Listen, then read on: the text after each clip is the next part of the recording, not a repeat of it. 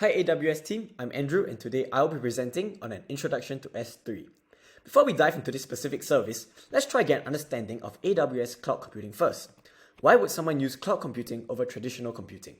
As technology progressed, businesses realized that using traditional hardware and software is too inflexible to scale businesses with cost efficiency. Cloud computing supports businesses over the internet, and as a result, it has two characteristics that are attractive to business owners: agility and resilience. Agility means that services that are deployed quickly and at a fraction of cost. This is because users can access only the services that they require and are not required to purchase it with services access to requirement. Another quality is resilience. In the event of failure, hosting information on the cloud is preferred as there's often multiple copies of the data being stored if the service is used. Here are some examples of general use cases for cloud computing that can be for its computing power, for storage, or for databases. So this brings us to one of AWS' most fundamental services, Simple Storage Service, or S3. How does S3 work? Well, to put it simply, we can think of it as placing objects in a bucket. The objects in question refer to data and metadata, where metadata is a type of identifier, a name-value pair.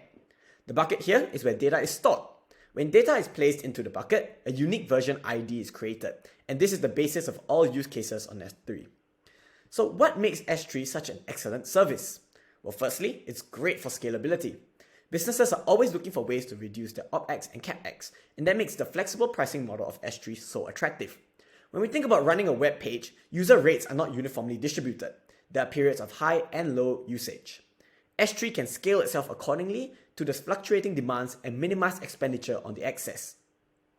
Prices are changed according to usage, which lean out many costs. Secondly, it's very secure. S3 comes with options for encryption and blocking public access. Additionally, AWS has the 11 nines durability guarantee because data is not just stored in one location, but replicates are actually made across regions on the server. Thirdly, AWS leverages its vast network and complementary services to enhance the potential of S3 users. The Amazon Partnership Network gives users access to various quality of life options from specialist cloud consultants. This can be for data migration or advising on storage. And finally, the variety of storage options.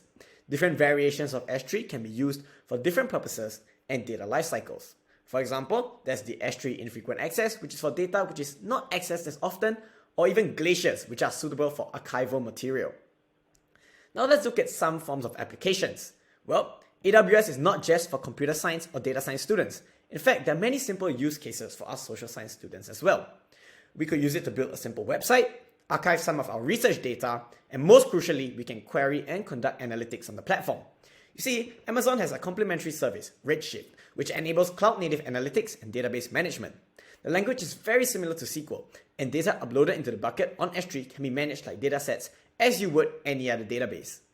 In social science, this would be a great solution for managing econometric data or survey results. Better yet, using S3 is much easier than it looks. Here's a quick run through on how to build a static website on S3. First, we create a bucket and set some characteristics like its name, region, access control, and encryption. Next, we upload data into the bucket. The bucket can read various files like HTML, JSON, and CSV. Then, we set more properties. In this case, since we want a static website, we'll choose that option, but there are options for integrated payments or even locking objects as well to prevent them from getting deleted in the bucket. Afterwards, we set some policies. These are code-based rules that can limit access and set user policies for other people and how they interact with the data within the bucket. Finally, we obtain a URL and we can run that website. In a short summary, there's actually many benefits to learning the basics of S3 for us social science students. And we should really start to appreciate these benefits because cloud computing is going to be a mainstay in the future of our workplaces, be it in banking or consulting or wherever else we choose to go. It's without a doubt that companies will be looking to leverage the benefits of these services as it reduces a lot of their operational costs. And as students right now, I can't think of a better time for us to get familiar with AWS technology.